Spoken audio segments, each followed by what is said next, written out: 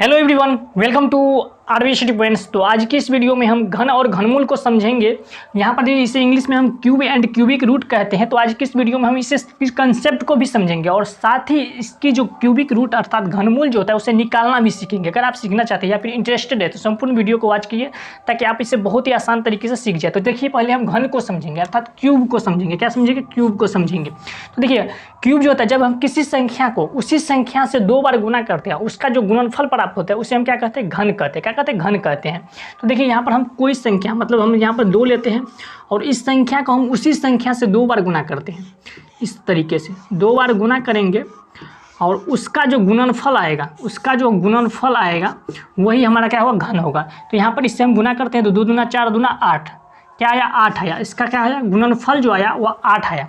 तो ये क्या हुआ? ये घन हुआ। क्या हुआ? घन हुआ।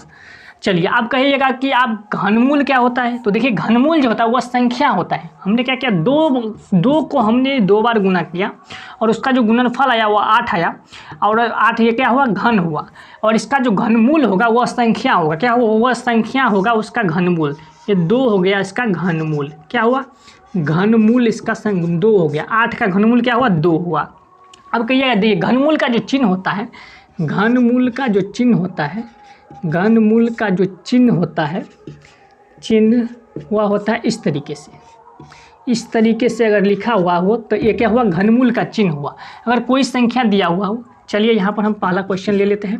देखिए, इस तरीके से दिया हुआ हो और इसके अंदर अगर आपको दिया हुआ है कोई संख्या, तो हम यहाँ पर 125 लेते हैं। तो चलिए, 125 का हम क्या करते हैं? घनमूल निकालते हैं।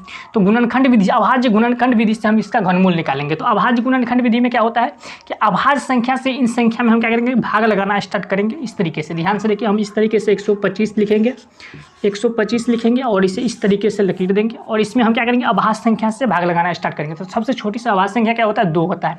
तो 2 से तो नहीं कटेगा। चलिए, 3 होता है। तो 3 से कटने के लिए क्या होता है नियम कि इससे सारे अंकों को हम जोड़ देते हैं और इसे 3 से डिवाइड करते हैं। अगर डिवाइड हो जाता है तो इसका मतलब क्या हुआ कि ये 3 से विभाजित होगा। तो चलिए, 5 2 7 1 8, 8 तो 3 से विभाजित नहीं होता है। तो चलिए, अगला हमारा 5 आता है।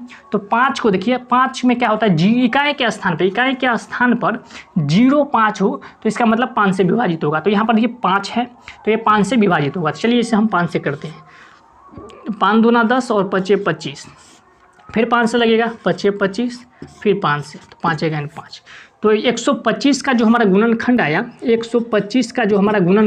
वो कितना आया? 5 × 5 × 5, ये हमारा गुणनखंड आया। तो देखिए, यहाँ पर 1 2 3 हमारा 3 क्या हुआ? 3 अंक, मतलब 3 संख्या, मतलब एक संख्या 3 बार क्या है? गुना में है।